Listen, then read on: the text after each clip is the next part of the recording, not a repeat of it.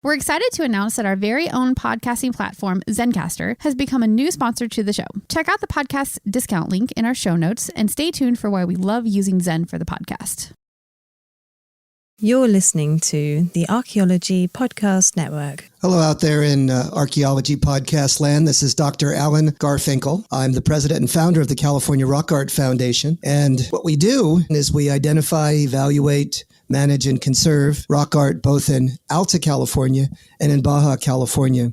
We conduct field trips, we have trainings, exercise, we do research, and in every way possible, we try to preserve, protect, and coordinate treasures of Alta and Baja California rock art, of which there are many and diverse. We also work closely with Native Americans and partner with them to recognize and protect sacred sites. So for more info about the fabulous California Rock Art Foundation, you can go to carockart.org. Also, I'm open to give me a call, 805-312-2261. We would welcome sponsorship or underwriting, helping us to defray the costs of our podcasts, and also membership in California Rock Art Foundation. And of course, donations, since we are a 501c3 nonprofit scientific and educational corporation. God bless everyone out there in podcast land.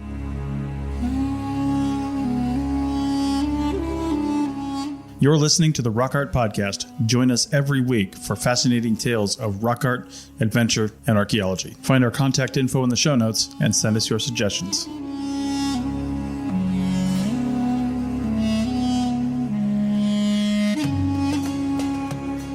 Welcome to the Rock Art Podcast. This is your host, Dr. Alan Garfinkel, doing the Rock Art Podcast, episode number 36. And we're going to talk about the ghost dance.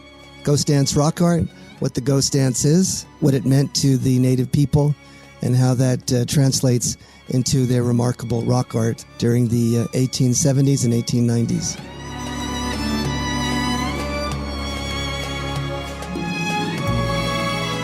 All right, everybody, welcome to episode 36. Alan, how's it going? It's going great, Chris. Good. I love working with the Archaeology Podcast Network. I love having our Rock Art Podcast.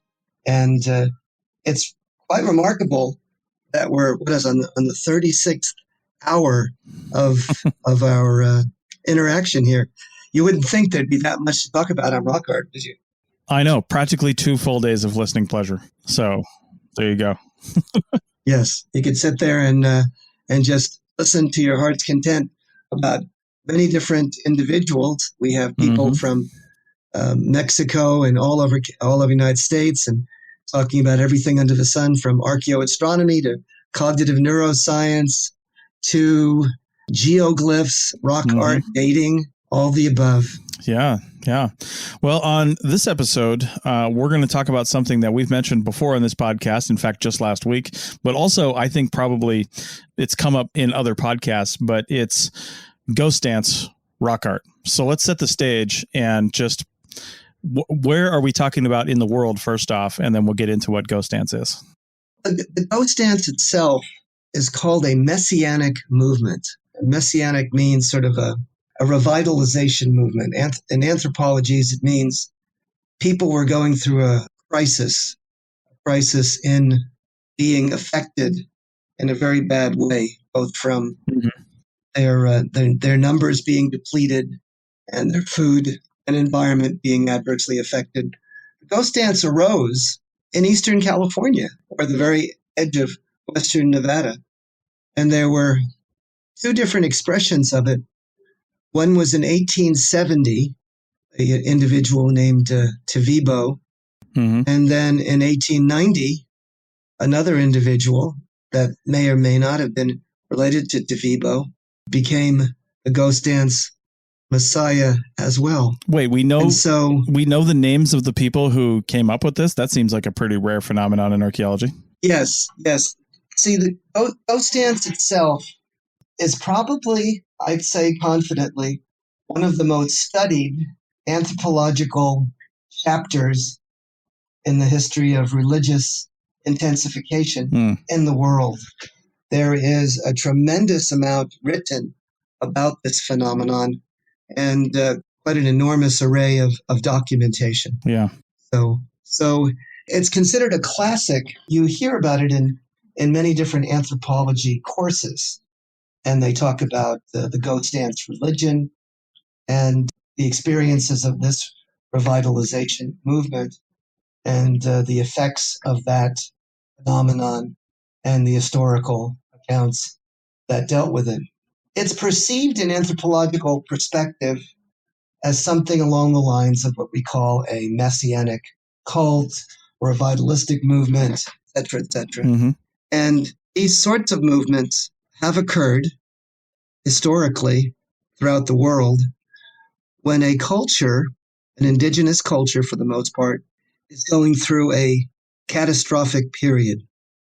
And that catastrophic period is usually from, you can call it colonization or colonialism, the effects of sort of a dominant culture.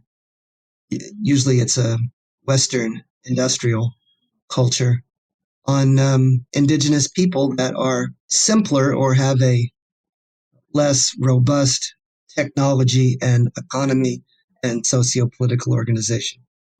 Does any of that make any sense? Yeah, that's actually making me think, because I've heard you lecture on ghost dance before. We did a video thing, on ghost dance, and I didn't actually realize that it was more of a concept and not something unique to the area and people that we're talking about. Because, I mean, you're talking about this ghost dance phenomenon abstractly right now as a thing that happens, that a culture does at a certain point in time when outside influences are happening. So my first question is, before we start talking about like the Eastern Mojave, Western Southern Nevada area, where else do we have proof that this kind of thing has happened?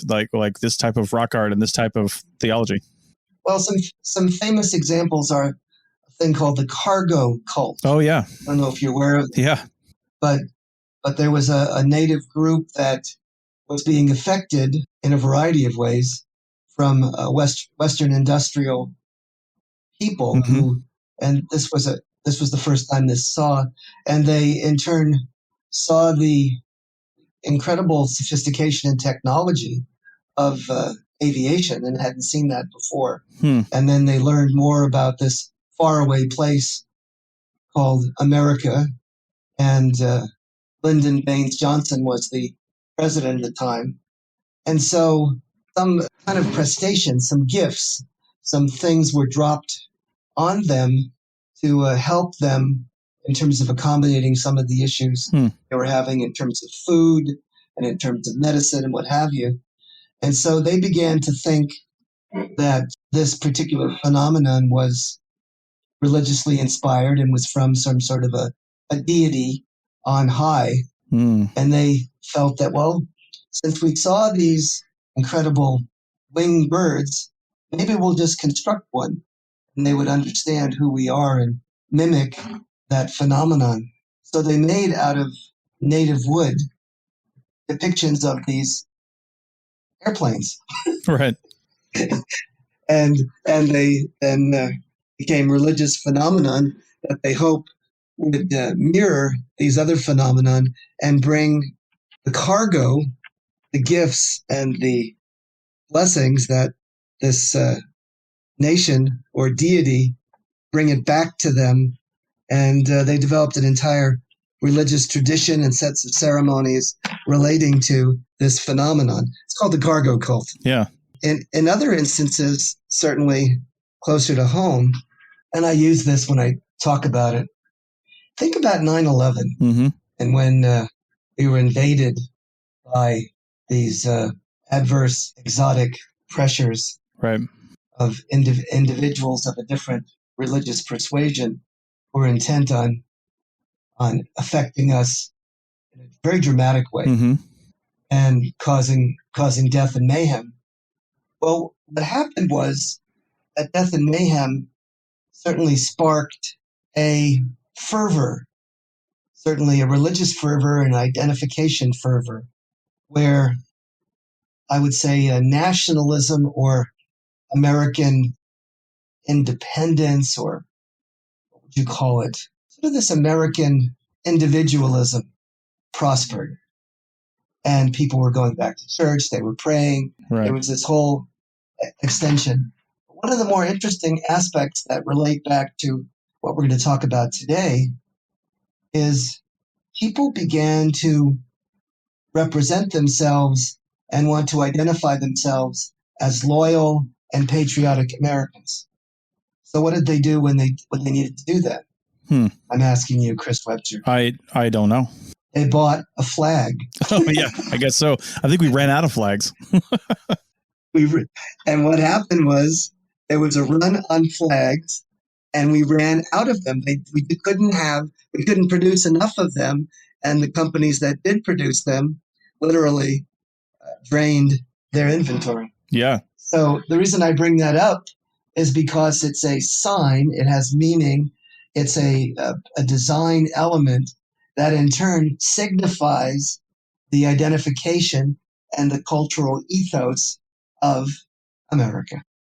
Absolutely. Yeah. Not so different. Huh?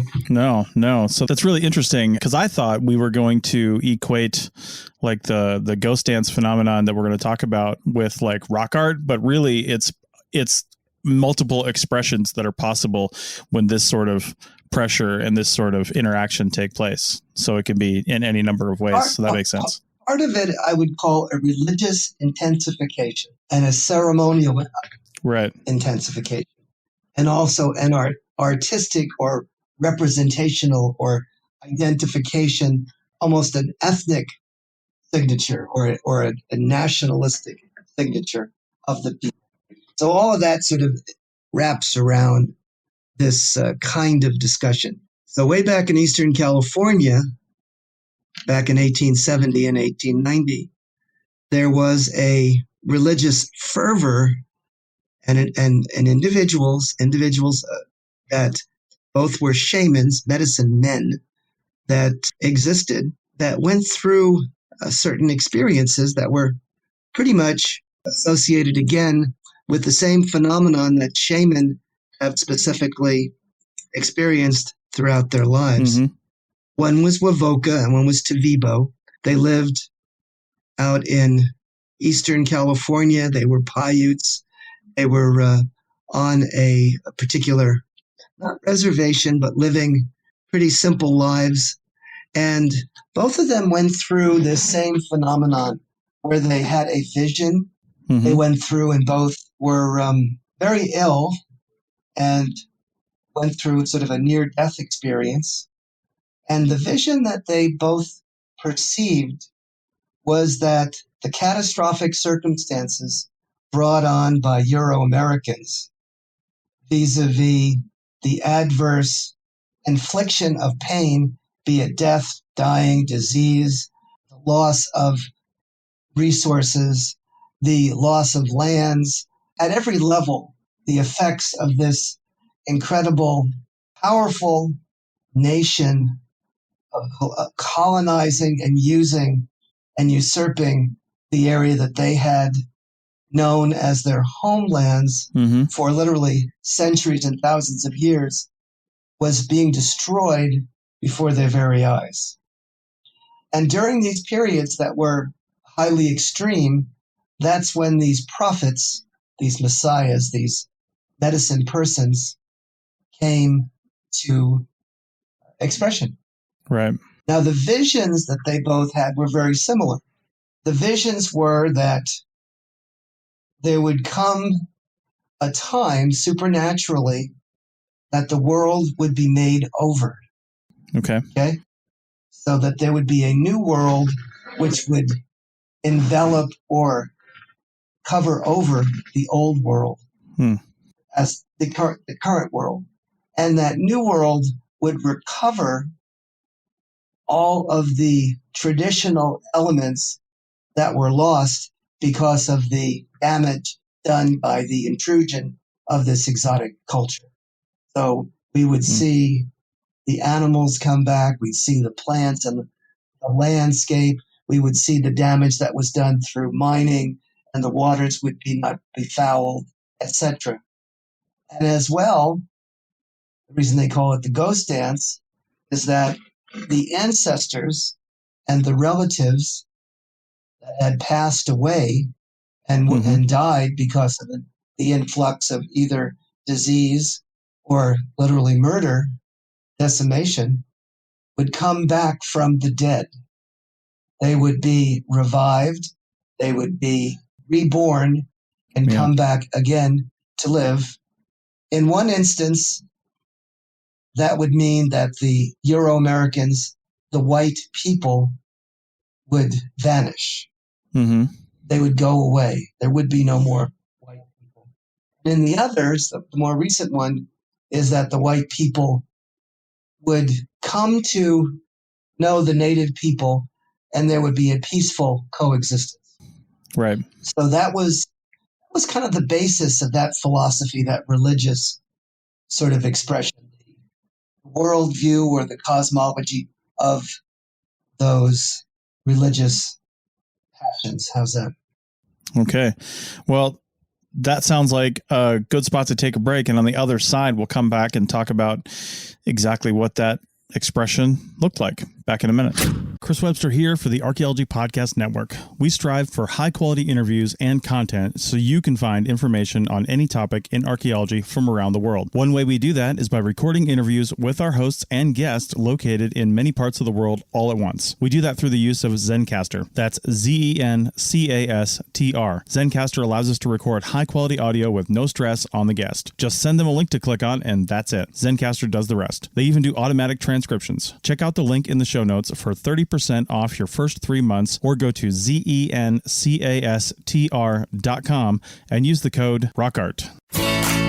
Looking to expand your knowledge of X-rays and imaging in the archaeology field? Then check out An Introduction to Paleoradiography, a short online course offering professional training for archaeologists and affiliated disciplines. Created by archaeologist, radiographer, and lecturer James Elliott, the content of this course is based upon his research and teaching experience in higher education. It is approved by the Chartered Institute for Archaeologists as 4 hours of training. That's in the UK, for those of you that don't know. So don't miss out on this exciting opportunity for professional and personal development. For more information on pricing and course structure, visit paleoimaging.com. That's PALEO imaging.com, and look for the link in the show notes to this episode.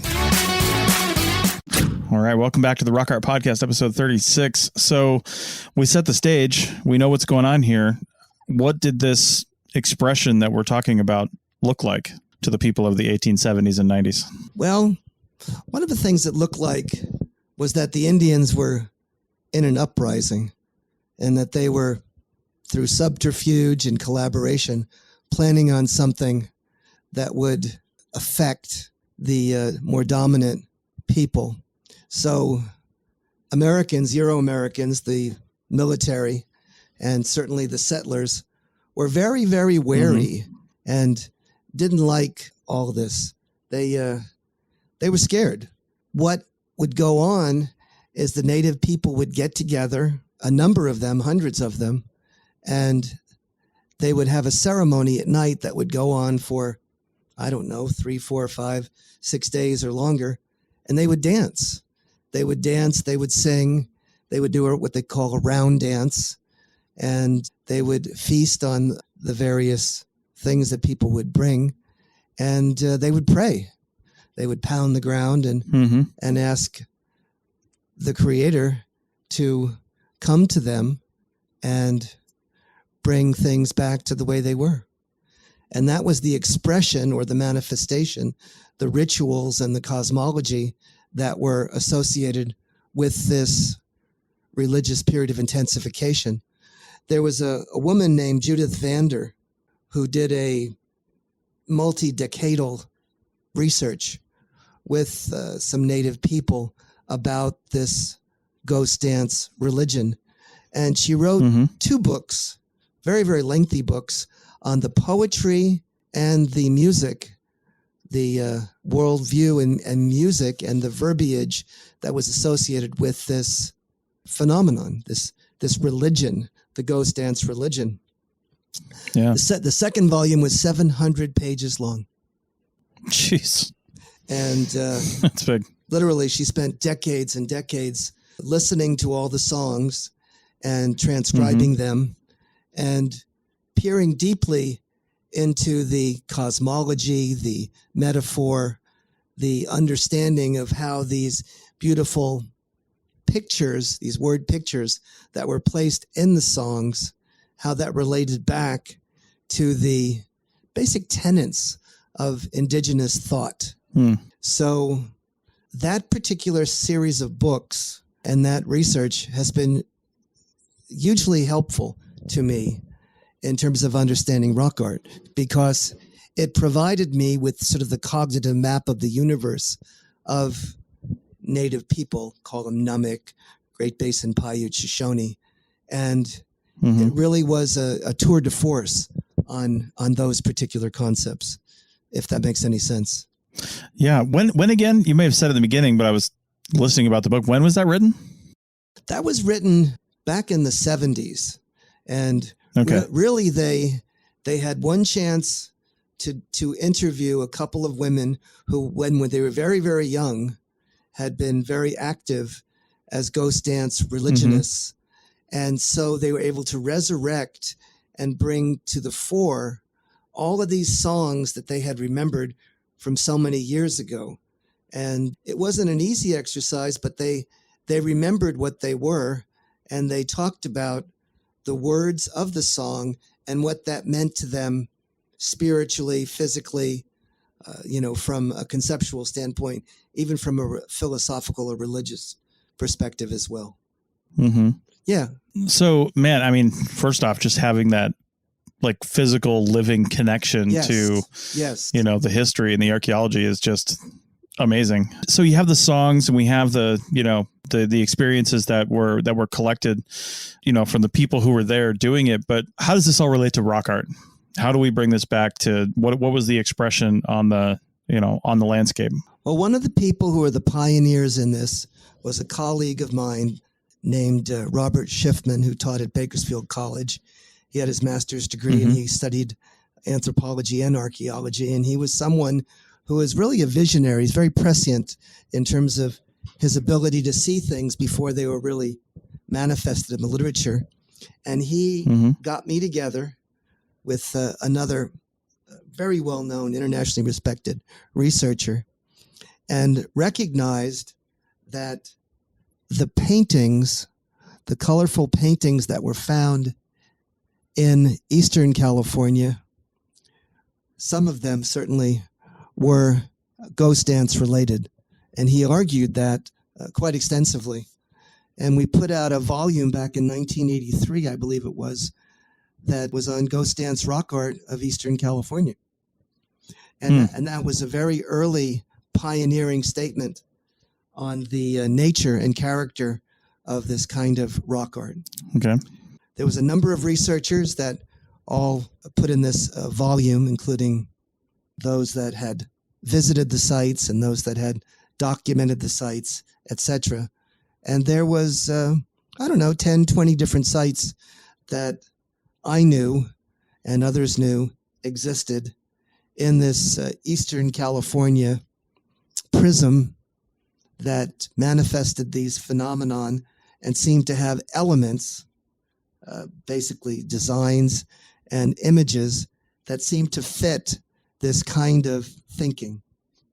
And then after that, there was another famous individual. His name is Richard Stoffel, and he produced an extensive article that appeared in Current Anthropology, which is a worldwide journal. Yeah. And again, he documented, both from a native standpoint and an archaeological standpoint, what he felt to be a ghost dance rock art site that existed on the Kaibab Plateau in the Grand Canyon. What does it look like? How do you differentiate a ghost dance site from some other rock art site? What are some of the characteristics that we're looking for here? First of all, they're historic. So that'll not prehistoric, right, as opposed to. And so they date to somewhere between 1870 and 1890, a few years before, a few years after. They're also colorful. They're usually polychrome. They're in white, red, black, orange, yellow, etc. They have a vitality about them. And you also can in essence, read them. They will be showing dancers. They'll be showing Thunderbird motifs. They'll be showing bighorn sheep animals. They'll also be showing a situation where where the painting itself, besides being just a composition, it's a message. It's like a cognitive map of the ghost dance. The most famous site to do this is in Panamint City, and that's up on the, up above the Panamint Valley. There used to be an historic gold mine town there, and over 1,000 people lived there. Well, I believe either after or before that city existed, the native people took the time and energy to produce a very, very elaborate composition that has hundreds of elements in them in many different colors. And it shows sort of I know I've used the word cosmology, worldview. It shows the religious precepts of this ghost dance. So first of all, in Uto-Aztecan cosmology, in this Great Basin Paiute Shoshone world, it was a world that was stratified, a layered universe. And I know I've talked about this before, but the universe, the spatial realm of the native people, was tiered. Okay? So the highest realm of the universe and the most sacred was sort of a sky world. All right? And that sky world was one peopled by and populated by and depicted as the color white.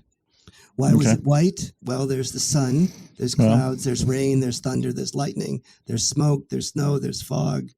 Also, when you think about elements that are sacred, you think about the underbelly or the underfeathers of the eagle, the white feathers, and also the white rump patch.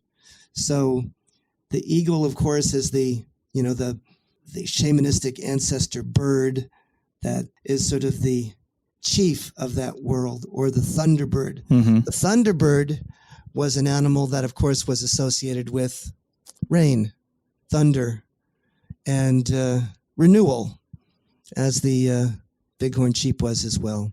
So that's the uppermost. Then the next level is yellow. It's composed of sort of the bighorn sheep, but also the mountain lion. And that's because of the color, sort of a yellow or tawny picture. After that comes the foothills in green or blue, and that's the wolf. The earth is red because the red soil, and on that earthly plane are people. And that's the valley floor. And that's where people live. And red is seen as a color of life because of blood, but it's also a color of joy. And the specific animals that live in this liminal meaning on the edge between two things, are the quail, are the turtle, are the chuckawalla, and of course, most importantly, the rattlesnake. And so these creatures can be seen on the surface, but in the underworld as well. And they're sort of the ceremonial guardians of this world. And that color, of course, is black. So when you look at the pictures of some of these ghost dance rock art sites, they mirror this cosmological realm. In other words, if you look at the Panamint City painting, white is at the top, yellow is intermediate, red is at the bottom, and then below at the very lowest levels are black. Okay. So they're mirroring the imagery that they believe is consonant or characteristic of their celestial view, sort of this stratum, this multi-tiered view of the world. Is that enough? That's a lot of verbiage. I was wondering too, is some of this mechanical, you know what I mean? Like saying white was the upper color, but was white just like easier to make than light blue? You know what I mean? Well, we couldn't make. Could it be that simple sometimes? Yes, it could be. White is very simple to make, and white, of course, is a gypsum, and white was also seen, the actual pigment itself was viewed as valuable and magical. Mm-hmm. Red pigment, in fact, was even more magical and more curative. They would ingest it. They would smear it on their bodies. Native people believed that this in time would protect them or keep them healthy and away from being sick. So in fact, the Messiah, Wavoka, would send red pigment by mail all over the nation and around the world. And he would get money in return for that pigment. And he was perceived as being a very prestigious and influential and politically adept leader of this movement. Okay. Let's take another break and then come back on the other side and wrap up this discussion and find out where they went and with this whole thing and how long it lasted and maybe why they stopped. So let's talk about that in segment 3. Back in a minute. Or as Alan would say, we'll see you on the flip-flop. Flip-flop. I almost forgot it. Yeah. Here we go. Okay. You may have heard my pitch for membership. It's a great idea and really helps out. However, you can also support us by picking up a fun t-shirt, sticker, or something from a large selection of items from our TeePublic store. Head over to arcpodnet.com/shop for a link. That's arcpodnet.com/shop to pick up some fun swag and support the show.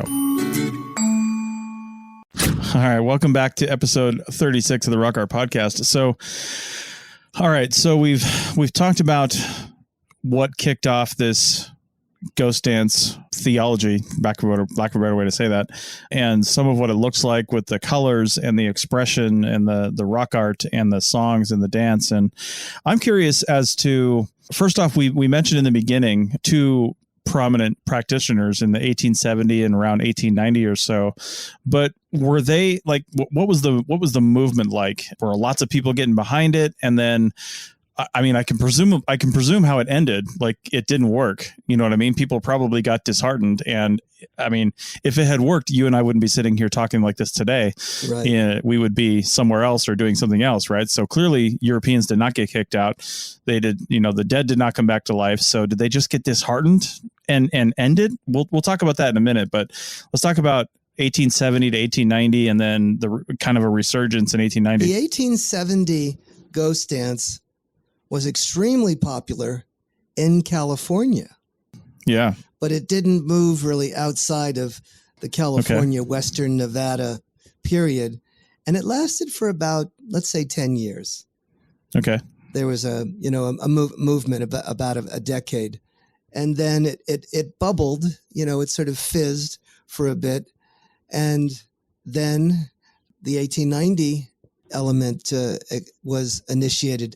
The reason it became popular in 1870 is that was the most hellish time for Native Americans. It was the time where there was starvation, there was decimation, there was an incredible drought. Cattle were dying by the thousands, and I'm sure that so there was it was really a cataclysmic time. So the 1870s. 1880s, that's also. And then, of course, in 1890 kicks in, and adding insult to injury, you've got the gold rush, right? Mm-hmm. So that adds another layer to it all as well. But the 1870s expression was very regional, very insular, and really did not go far afield from its origin point, just throughout, let's say, the greater parts of California. 1890s with Wavoka was totally different. We're talking about an internationally famous phenomenon, went pan-national all over the United States. People picked it up. It was the time of the trains. You could Native people could ride the trains and then so our prophet would ride the trains and visit other tribes. The mail system was active, and so there was a tremendous interchange of information, and people traveled extensively to visit the prophet and learn more about it. And so it was picked up as a phenomenon all over the United States. Wow. And even around the world knew about it because there was, other groups that had heard about this, anthropologists, archaeologists, indigenous people, what have you. And so it went global.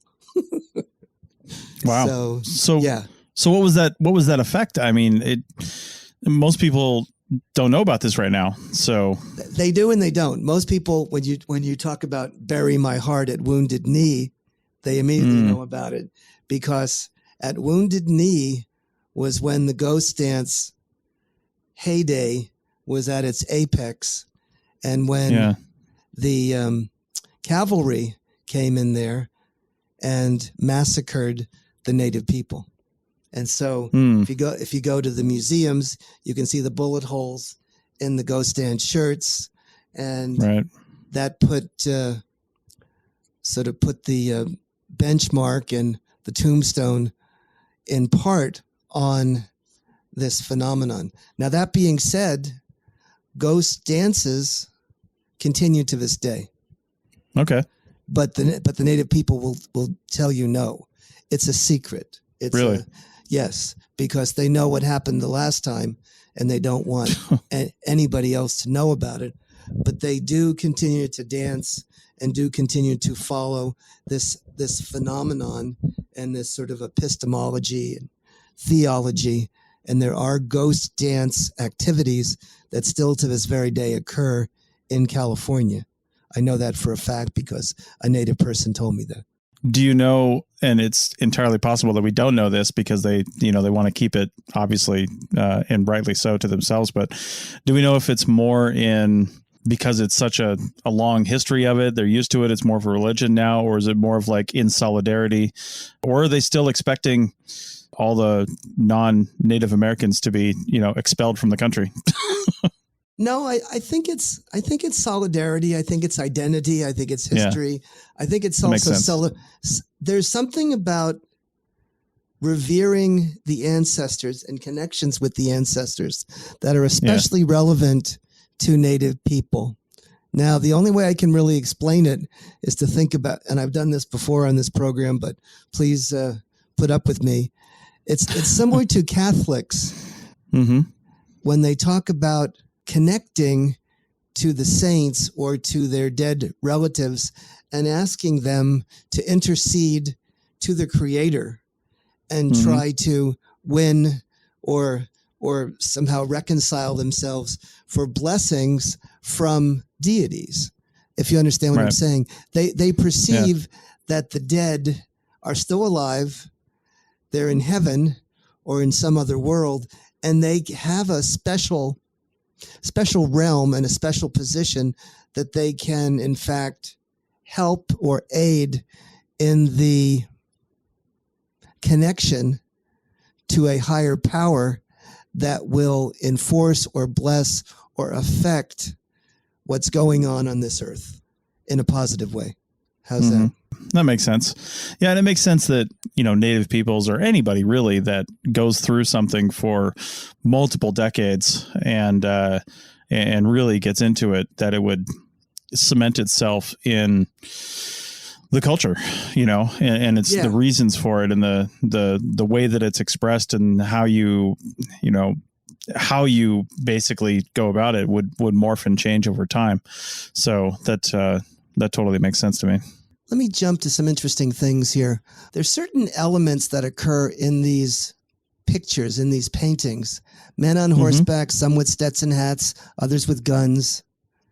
They're almost rendered in white or black. Guns are important because of the ghost dance belief of invulnerability from bullets. Also, the sound of rifle fire was metaphorically made equivalent to thunderclaps. Yeah. Also, one of the more interesting discoveries that I made, and this, I'll try to talk about this very briefly, is that I call it the tale of the tales. You remember this? The bighorn sheep. Yeah, I do.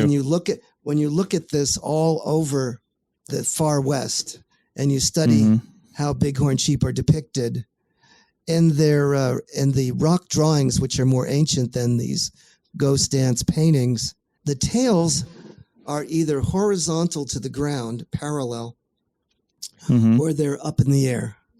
And when I've studied this and written something on this and found others that have discovered the same thing, it's a visual shorthand. It's a shortcut to communicate reproductive symbolism. I'm open for reproduction.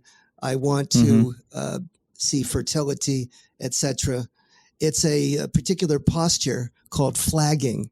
Bighorn sheep do this as domestic sheep do. And when they're in estrus, they show the male sheep, the ram, that they are open for reproduction and they are fertile. So it's called flagging.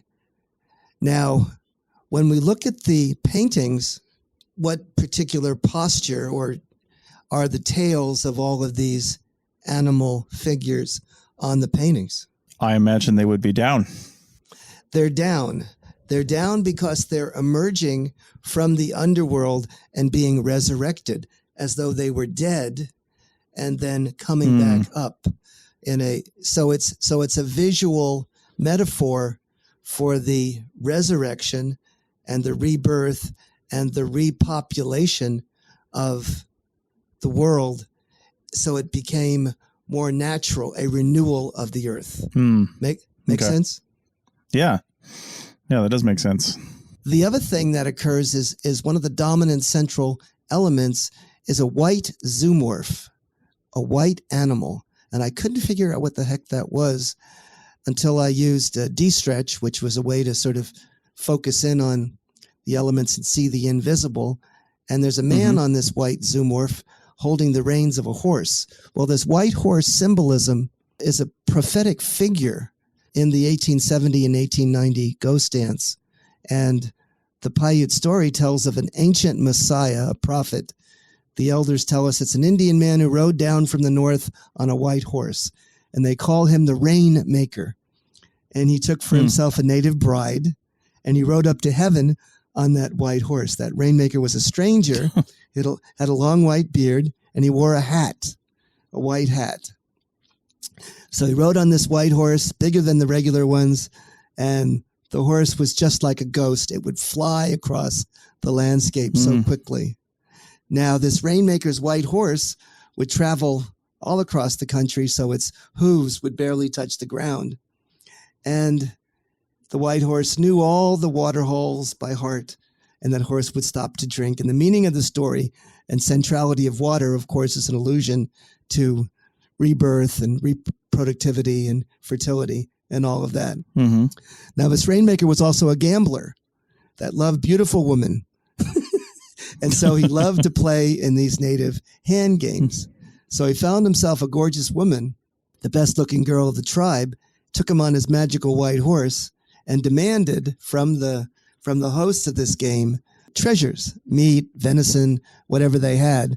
When his demands were not met, he became angry and he made a rainstorm. So he made it rain. And then he took the Indian girl back up to heaven. He ascended to the stars, and a torrential rain came down again. This is all part of the sort of the rain-making theology that's associated with the ghost dance. Okay. Wow. That's something. It sounds like describing like Gandalf the wizard from Lord of the Rings, not to geek out too much. No, exactly. But it's such a visual shorthand. It's so picturesque. And that's what appears on these paintings, a central white horse. Right.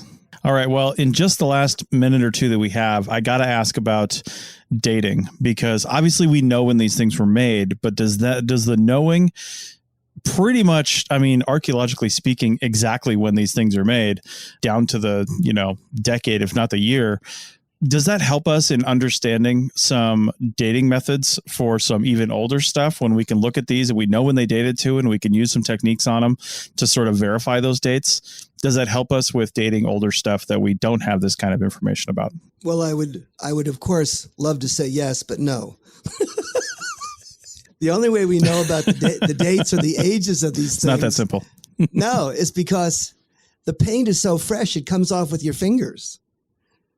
Literally, it's fresh 1870, 1890 ghost dance paintings. And the paint is smeared on the rocks. And because it's historic and so recent, it looks very different from more ancient rock paintings that become part of the rock stratum and are saturated. See what I mean? Yeah. Probably looks like an oil painting or something, these more recent ones. It does. It comes across as an oil painting rather than a standard pictograph, a stone rock painting. So, yeah. And I've thought about trying to date them with the pigment, but I don't think that would be very effective because the sigma, the plus or minus value, would be so great that it wouldn't help me. Right. So one last thing. My first piece of research that I published was on a ghost dance rock art site. And they told me that they thought it was a fraud, that someone had just, used commercial pigment and tried to copy a native rock art site. I didn't believe that. Mm-hmm. So I got some pigment that had fallen off the rock. It was on the ground. And I ran it through trace element analysis. They call it X-ray fluorescence. And this was early on in my career, and I sent it off to a laboratory. Well, what I learned was that commercial pigment had a different set of trace elements. And so I could differentiate the indigenous pigment from the commercial pigment, even when I'm talking about the early 1900s versus the late 1850s, et cetera. And lo and behold, it was native pigment. It was not commercial pigment.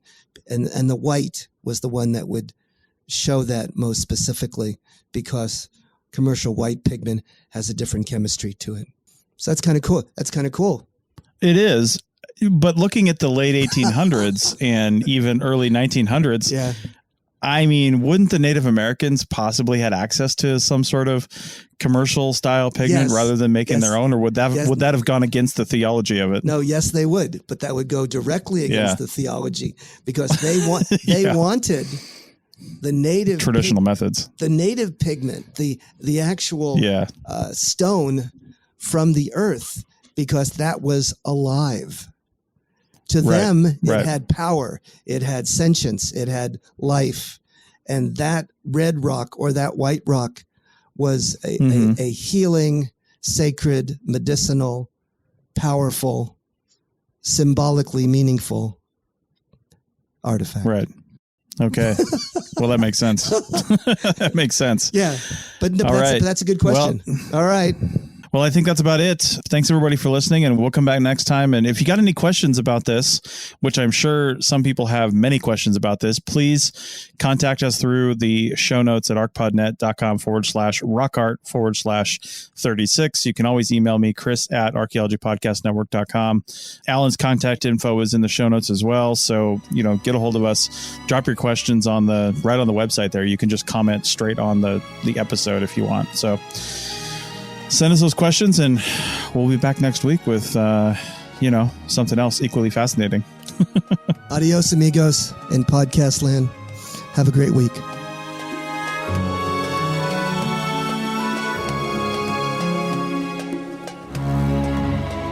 Thanks for listening to the Rock Art Podcast with Dr. Alan Garfinkel and Chris Webster. You can find this podcast on the educational podcast app Lyceum, Lyceum, and wherever you find podcasts. Find show notes and contact information at www.arcpodnet.com/rockart.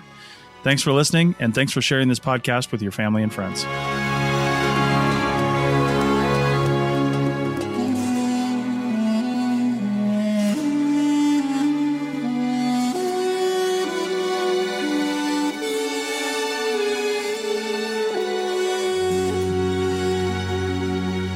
This episode was produced by Chris Webster from his RV Traveling America, Tristan Boyle in Scotland, and the Archaeology Podcast Network, and was edited by Chris Webster. This has been a presentation of the Archaeology Podcast Network. Visit us on the web for show notes and other podcasts at www.archpodnet.com. Contact us at chris@archaeologypodcastnetwork.com. Thanks again for listening to this episode and for supporting the Archaeology Podcast Network. If you want these shows to keep going, consider becoming a member for just $7.99 US a month. That's cheaper than a venti quad eggnog latte. Go to arcpodnet.com/members for more info.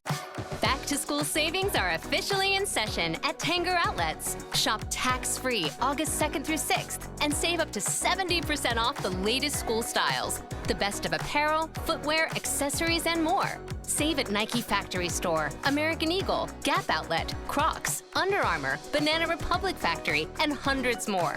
There's always something happening. Discover the latest fun and events all season long. Tanger Outlets, your savings destination.